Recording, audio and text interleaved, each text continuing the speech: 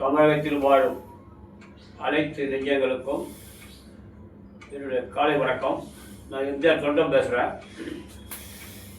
இந்த வீடியோ பெண்களுக்கான ஒரு விழிப்புணர்வு வீடியோ. இதில் ஞாயிற்றுக்கிழமை நான் போடலான்னு முடிவு பண்ணிட்டேன்.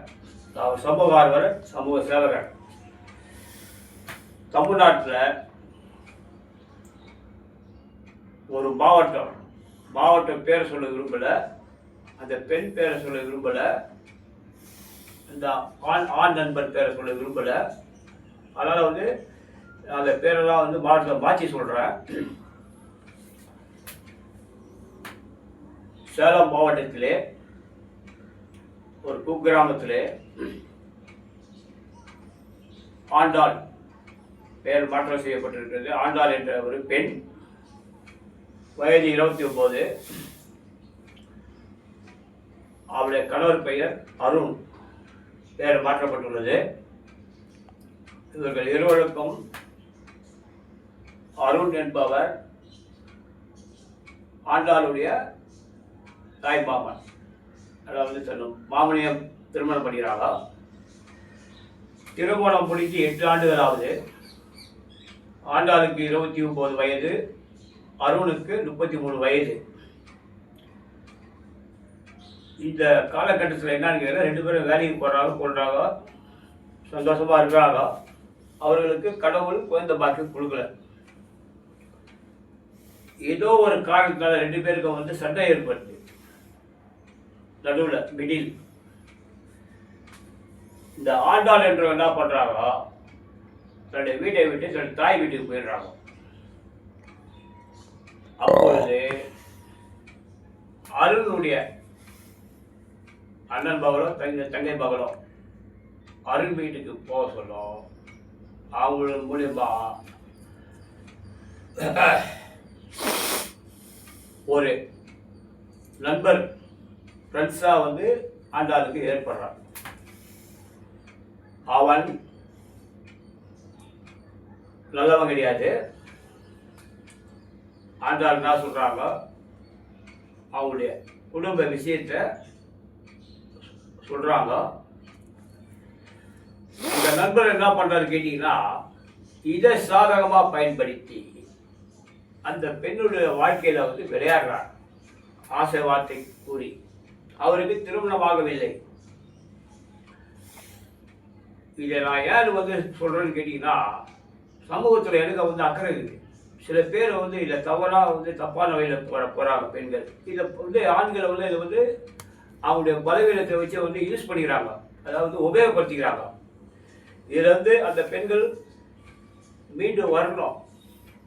அதனால தான் அந்த வீடியோ போடுறேன். இந்த காலகட்டத்தில் அந்த பெண் அவருக்கு ஒரு தொகை லோன் மூலமா வாங்கி கொடுக்குறாரு.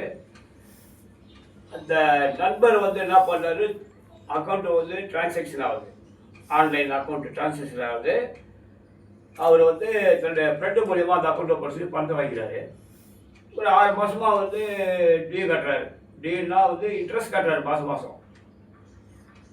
அந்த பெண்ணை திடீர்னு அவருக்கு திருமண நிச்சயிக்கப்படுது. ஒரு வருடம் கல்யாணம் ஆகி ஒரு குழந்தை இருக்குது.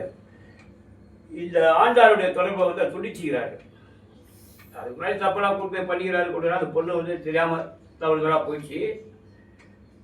உடனே பொண்ணுக்கு அவருக்கு திருமணம் அளவில் அந்த நண்பருக்கு ஒரு ஆண் குழந்தை, ஏதோ ஒரு குழந்தை பிறகுது. அவர் இன்ட்ரெஸ்டும் கட்டலை, வட்டி அசலே செலுத்தலை. இது என்ன ஆச்சுன்னு கேட்டீங்கன்னா, பணம் கொடுத்தவங்க இந்த பெண்ணை மிரட்ட ஆரம்பிச்சிட்டாங்க.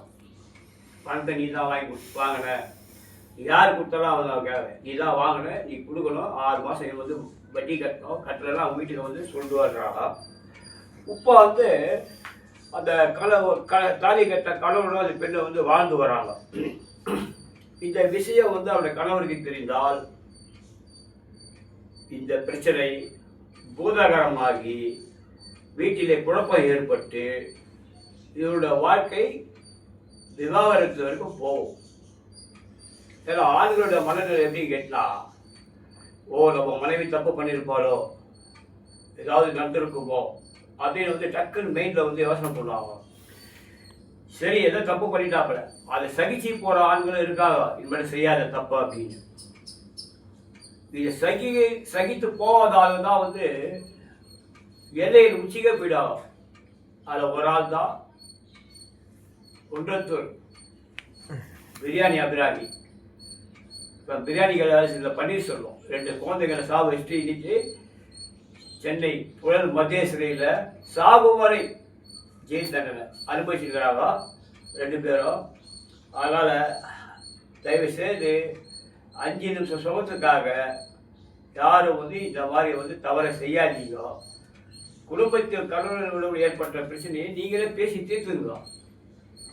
கடவுளை வந்து குழந்தைய கொடுப்பார், குழந்தை பார்க்க இல்லாமல் இருக்க மாட்டீங்க. அதுக்கு சில வழிமுறை இருக்குது, அதை பின்பற்றினா உங்கள் வீட்டில் குழந்தை தமிழும் என்னுடைய அப்பன் முருகப்பெருமான் கண்டிப்பாக உங்களுக்கு துணை நிற்பார். எம்ஜிஆர் தொண்டன், சமூக ஆர்வலர், சமூக சேவகர். நன்றி, வணக்கம்.